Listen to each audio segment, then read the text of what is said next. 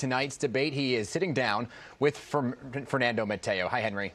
Hi, Dan. Mr. Mateo, I'm going to start with a real basic question. How do you think the debate went for you?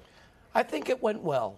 I think that people realize that I have an agenda, that I have positions, not policies, and that I am real, that I am the only true Republican in this race. This is about a primary that's happening June 22nd. And if I don't win the primary, rest assured that we will have 8 years of the same de Blasio policies and practices, because Democrats have all the same policies. They're not going to change. Curtis Lewa could not win in a general election. It's impossible. 2.5 million Hispanics live in New York City. 27%. They will vote for me because they know what I've done for them. The African-American community, the same thing. They know how hard I've worked for their community. While you're talking about building a coalition, you say you're proudly a Trump Republican, say you voted for him twice. I think you made a little news tonight by saying you met with him in Bedminster. How did that conversation go, and can a Trump Republican truly win in this deep blue city? The meeting went well. The president is saddened about the state of the city, the crime, the city that he helped build. You know, I was happy to see the president. Why? Because he is a president that I believe served our country well. And unlike other people like Curtis Lewa that hates Donald Trump, I don't dislike him. I believe that he did a good job. I am a Trump Republican. I'm an urban Republican. I have a different type of way of governing, a different type of way of communicating. I want to highlight one thing that you said I thought was interesting, because you're all about freedom and government backing off. But you said in public schools you'd like to see uniforms. Yes. That just struck me as a bit of a contradiction. Can you explain? No, uniforms in schools keeps the playing level, the field even for everyone. Kids don't go to school to compete who's wearing the best clothes and who's wearing the cheapest clothes and who's going to pick and bully on others. Uniforms, you go to any third world country and all the kids wear uniforms. Why? Because they need to be identified. Let's stay with education, because we have just about 20 seconds left. You seem to be advocating for a very universal voucher system. Won't that leave some schools in the dark and some problems in some communities with such an aggressive program? There are very bad public schools. You can convert them into charter schools. You can convert them into private schools.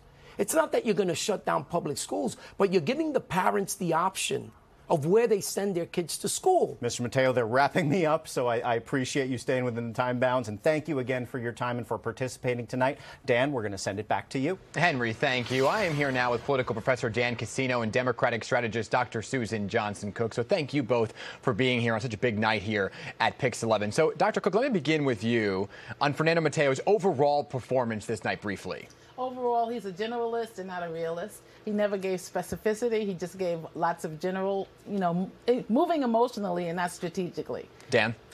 Look, he did what he needed to do. You could tell very clearly there were certain things he did not want to talk about, and he effectively avoided talking about things he didn't want to talk about. So probably a win for him. So let's talk about that then. On the issues, right? What would you say he needed to dive deeper into on specifics to maybe lift him up in the polls here?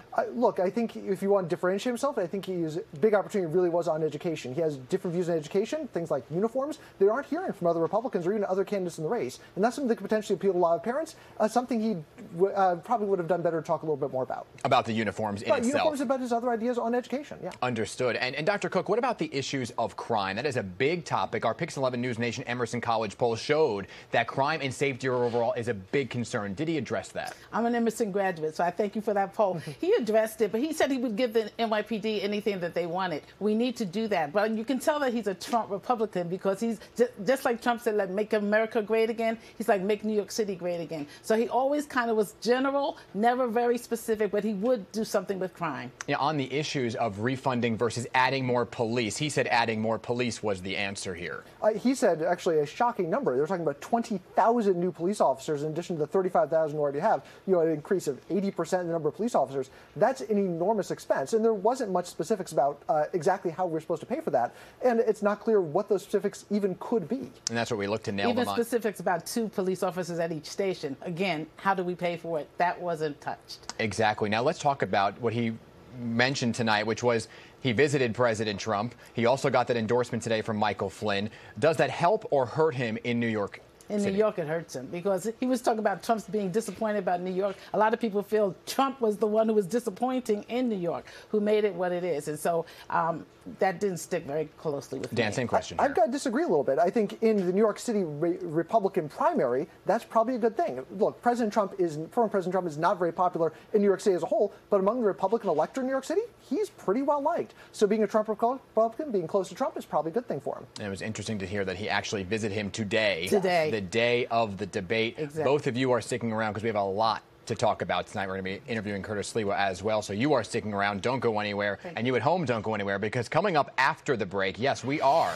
going one-on-one with Curtis Sliwa. What he made of his debate performance tonight. Do not go anywhere. You're watching the 2021 race for New York City Mayor on Pix 11, your local election.